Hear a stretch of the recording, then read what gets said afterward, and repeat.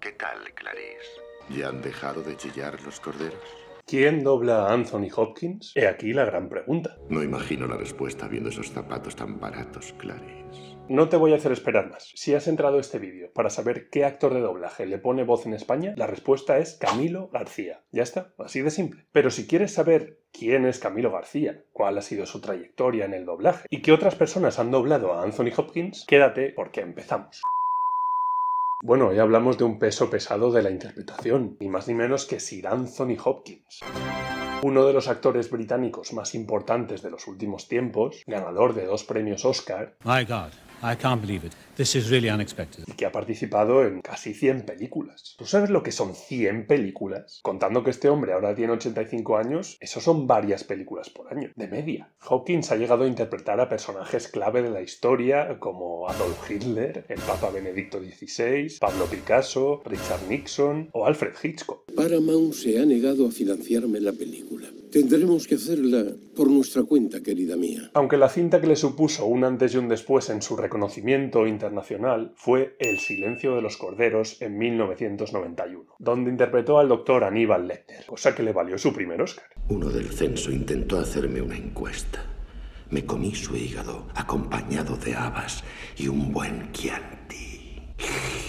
Un personaje muy carismático, cuyo tirón se estiraría haciendo una saga 10 años después con la película Aníbal de 2001, o incluso con una tercera parte con Red Dragon en 2002. ¿Y qué más? Y si hablamos de las voces que ha tenido en español, como no podía ser de otra manera, un actor con una trayectoria tan longeva ha ido siendo doblado por diferentes actores de doblaje. A Anthony Hopkins lo han doblado voces tan importantes como Rogelio Hernández, José Luis Sansalvador, Manolo Cano, Arsenio Corsellas y un largo etcétera. Por ejemplo, en una de las películas importantes de Hopkins, cuando era joven, su aparición en El hombre elefante de David Lynch fue doblado por Dionisio Macías. Quiero oírle a usted hablar. Tengo que oírle decir cosas. Yo no voy a hacerle daño. Muy lentamente quiero que diga sí, dígalo. Pero si tenemos que responder a la pregunta de quién ha doblado a Anthony Hopkins en español, la respuesta, como ya he dicho antes, es Camilo García. Es sin duda el actor de doblaje que más lo ha doblado, hasta en 55 películas, incluyendo la actuación que le dio el Oscar en el 91 con El silencio de los corderos, interpretando a Aníbal Lecter. Se despierta en plena noche y oye chillar a los corderos.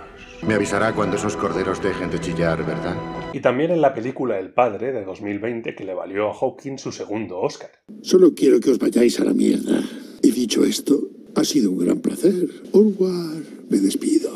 Camilo García, por suerte, es una de nuestras leyendas vivas del doblaje. Actualmente tiene 75 años y es 10 años más joven que Hopkins. Desde El silencio de los corderos, prácticamente las he doblado todas. Y es que Camilo también ha sido la voz de otras estrellas de Hollywood como Harrison Ford o Gerard Depardieu, o de actores muy buenos, aunque menos conocidos, como Gene Hackman o Nick Nolte. Y también ha puesto voz a grandes personajes secundarios como Saruman en El Señor de los Anillos. No pensarás que este Montaral se sentará en el trono de Gondor.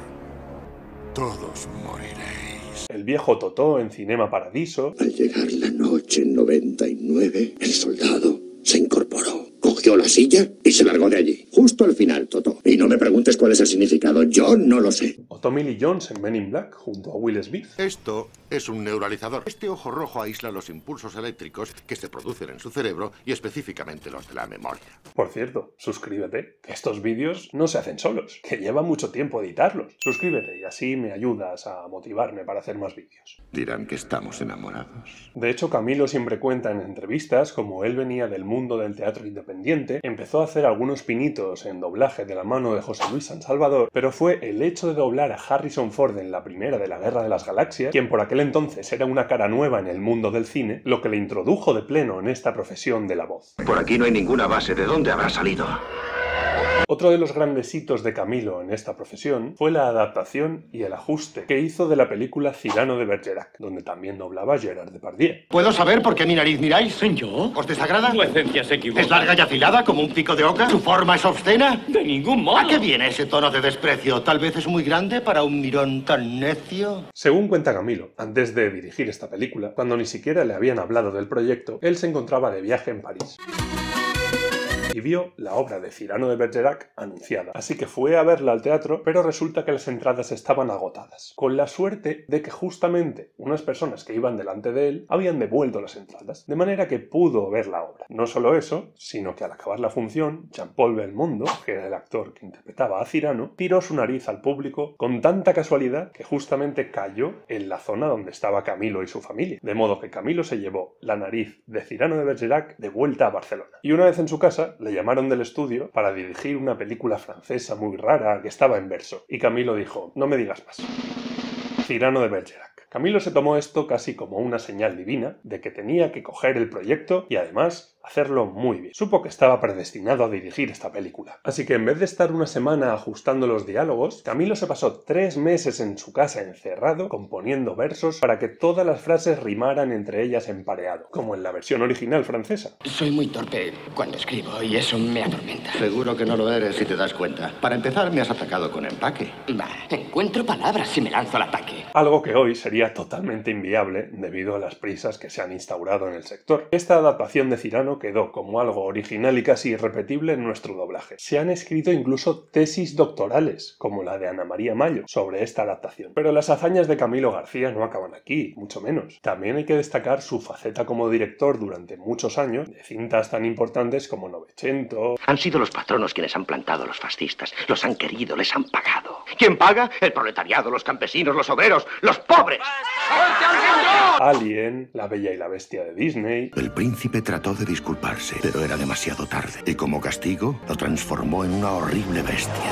El monstruo se encerró en el interior de su castillo. O el Drácula de Bram Stoker, donde por cierto dobló al profesor Van Helsing. La sangre y las enfermedades de la sangre son las que nos conciernen. De hecho, civilización y civilización han avanzado siempre juntas. Y es que Camilo consiguió ser, en su época, uno de los directores más jóvenes de Voz España, el estudio emblemático de Barcelona. Mientras el resto de directores tenían 50 años, él a sus 30 y pocos ya estaba dirigiendo personas que llevaban muchos años, como Elsa Fábregas, que al principio le miraba un poco por encima del hombro, como diciendo: pero este chavalín, ¿qué me va a dirigir a mí? Pero gracias a su experiencia previa en teatro, pudo demostrar que tenía la sensibilidad suficiente para dirigir a grandes actores, hasta que se convirtió en uno de los directores más consagrados de nuestro doblaje.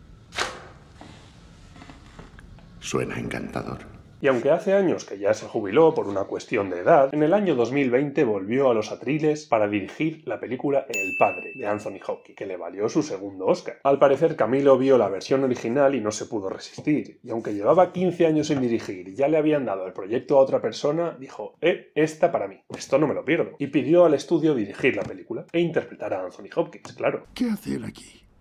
Aquí, en mi piso, ¿lo conozco? ¿Y usted? Siento preguntarlo, pero... Es decir, ¿usted quién es? ¿Y yo quién? ¿Quién soy exactamente?